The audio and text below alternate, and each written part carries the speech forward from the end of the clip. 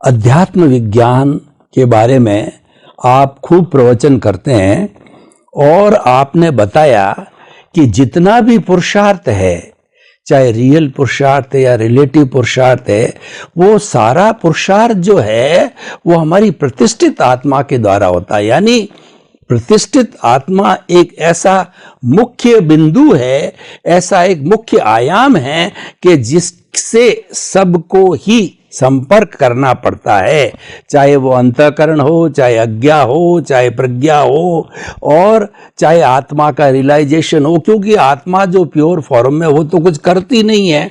तो इसीलिए हम और ज्यादा, आपने हमें समझाया, लेकिन और ज्यादा गहराई में जाकर के अध्यात्म विज्ञान की दृष्टि से हम प्रतिष्ठित आत्मा का इन सब से संबंध, अज्ञा से, प्रज्ञा से, अंतःकरण से और रियल पुरुषार्थ से, रिलेटिव पुरुषार्थ से और ज्यादा खुलासा चाहते हैं। अध्यात्म विज्ञान के अंदर जो प्रतिष्ठित आत्मा शब्द का जो उल्लेख किया गया है, ये अपने आप में एक बहुत बड़ी खोज है। उनके बिना पूरा साइंस अधूरा है, और ये साइंस को समझने के लिए और साइंस को कंप्लीट करने के लिए बिना प्रतिष्ठित आत्मा हम साइंस नहीं समझ पाएंगे। क्योंकि जब आप प्रतिष्ठित आत्मा को नहीं जानते हैं, नहीं मानते हैं, तो फिर कर्म करने वाला और कर्म की भुगतान करने वाला, दोनों के अंदर लाइन ऑफ डिमार्केशन कैसे बनाओगे? क्योंकि आप तो शरीर और आत्मा दोनों को ही जानते हैं। तो शरीर भी कर्म की भुगतान भी करेगी और शरीर नया कर्म भी बनाएगी, तो उसमें कोई प्रिंसिपल नहीं रहेगा। आप लाइन ऑफ डिमार्केशन कहाँ बनाओगे? कौन से भाग को पुरुषार्थ कहोगे, कौन से भाग को परिणाम कहोगे? तो ये तो कंफ्यूजन दुनिया के हर धर्म में है। धर्म वाले भाव की बात करते हैं, ऐसा नहीं कि नहीं करते हैं, मगर भाव करने वाला कौन? तो बोला वो तो मैं ही हूं। तो बात वही की आ गई, क्योंकि वो दो ही चीज को मानते हैं, आत्मा और शरीर, आत्मा और शरीर। तो आत्मा तो कुछ करता नहीं है, जो कुछ करेगा वो शरीर करेगा, चाहे कर्मों की भुगतान करे चाहे भाव करे। तो इससे कंफ्यूजन पैदा हुआ, और सभी धर्म के अंदर किसी व्यक्ति ने भी अभी तक कई सालों से, हजारों वर्षों से किसी ने इसका स्पष्टीकरण नहीं किया कि आखिर पुरुषार्थ करने वाला अलग है और परिणाम को भुगतान करने वाला दोनों अलग आइडेंटिटी है। अगर आपने प्रकृति को पुरुषार्थ करने वाला मान लिया, उसका मतलब है you are controller of your प्रकृति। तो फिर कुदरती कानून कहां रहेगा कि प्रकृति का क्रिएटर, ऑपरेटर, डिस्ट्रॉयर तीनों कुदरत है? वो नहीं रहेगा, तो सिद्धांत ही खत्म हो जाएगा। तो कहने का मतलब यह है कि प्रतिष्ठित आत्मा को समझना है, तो प्रतिष्ठित आत्मा हमारे अंदर दो प्रकार के हैं। एक चार्ज के रूप में है, एक डिस्चार्ज के रूप में है।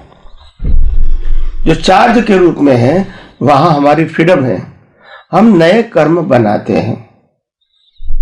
जो डिस्चार्ज के रूप में है, वो उसके ऊपर हमारा कंट्रोल नहीं है। वो डिस्चार्ज मन, वचन, काया के साथ जुड़ा हुआ है। अभी प्रतिष्ठित आत्मा में क्या क्या आता है वो आप समझ लो। प्रतिष्ठित आत्मा तो एक टाइटल है, मगर प्रतिष्ठित आत्मा किसको कहेंगे और इसका रोल क्या है, वो क्या प्रोड्यूस करते हैं और वो क्या कर सकते हैं, उनकी क्षमता। तो प्रतिष्ठित आत्मा, वैसे जब भी कोई इंसान पैदा होता है तो इनको लाइव प्रतिष्ठित आत्मा ब्लैंक के रूप में मिलता है, और ब्लैंक के अंदर 4 हिस्से होते हैं, मन, बुद्धि, चित्त, अहंकार। इसका एक नाम मन है, मगर 4 उनके फेसेस होते हैं। मन, बुद्धि, चित्त, अहंकार। ये मन, बुद्धि, चित्त, अहंकार वो प्रोसेसिंग फैक्टरी है, कर्म बांधने की प्रोसेस होती है। वो प्रोसेस में क्या क्या जुड़ता है? पिछले अवतार का डेवलपमेंट जो आप लेकर आए हैं, वर्तमान संजोग वो भी आप लेकर आए, मगर वो कुदरती रचना है। और इस अवतार में मिला हुआ ज्ञान वो लाइव प्रतिष्ठित आत्मा में है। तो तीनों को मिला के ये लाइव प्रतिष्ठित आत्मा का जो अंतस्करण है, मन बुद्धि चित्त अहंकार, इसमें प्रोसेस होती है और प्रोसेस होके स्पीच और एक्शन का भाव बनता है। तो स्पीच और एक्शन का भाव वो बीज बन गया और मन बुद्धि चित्त अहंकार में प्रोसेस हो गए। तो ये चार्ज अंतस्करण नेक्स्ट बर्थ में डिस्चार्ज अंतस्करण के रूप में काम करता है, जो मैकेनिकल हो जाता है। और स्पीच और एक्शन का संयोग कुदरत देती है। ऐसे कॉज एंड इफेक्ट, ये चार्ज और डिस्चार्ज, ये दोनों प्रकार का प्रतिष्ठित आत्मा चलता रहता है। अभी मैंने डेवलपमेंट की बात कहा। डेवलपमेंट का मतलब होता है ये दुनिया का जितना सनातन सत्य आपने जाना है, उपयोग किया है, अनुभव किया है, वो हर बर्थ में डेवलपमेंट के फॉर्म में कैरी फॉरवर्ड होता है। तो डेवलपमेंट कभी चार्ज डिस्चार्ज नहीं होता है, वो केवल दर्शन तक रहेगा। और जब केवल दर्शन का मतलब होता है केवल अज्ञान की समाप्ति, फिर उसका रोल नहीं रहेगा, क्योंकि आत्मा में तो ज्ञान दर्शन अनंत है ही। इनको आपके ज्ञान दर्शन की पुरुषार्थ की अनुभूति की कोई आवश्यकता नहीं है। मगर आपने अभी तक इतने अवतारों में एकेंद्रिय से लेकर पंचेंद्रिय तक मनुष्य भाव में भी बुद्धि के माध्यम से आपने जो कुछ भी ग्रहण किया था वो तो रिलेटिव सत्य था, और रिलेटिव सत्य को ही आपने सनातन सत्य माना था। रिलेटिव सत्य को ही आपने कर्तापन और मालिकीपन से देखा था। रिलेटिव सत्य में ही आपने सुख को माना था। बस यही तो भ्रांति थी, और यही भ्रांति को निकालना है कि मैं मन वचन काया हूं, मैं मन वचन काया को चलाने वाला हूं, मन वचन काया जो भुगतान करता है उसको मैं भुगतान करने वाला हूं, चाहे पाप के रूप में, चाहे पुण्य के रूप में, चाहे सुख के रूप में, चाहे दुख के रूप में। कोई भी परिस्थिति मेरी नहीं है, वो सिर्फ मन वचन काया की है। मेरी नहीं है मतलब आत्मा की नहीं है। और मैं मन वचन काया कुदरती कानून से मुक्त ऐसा शुद्ध आत्मा हूं।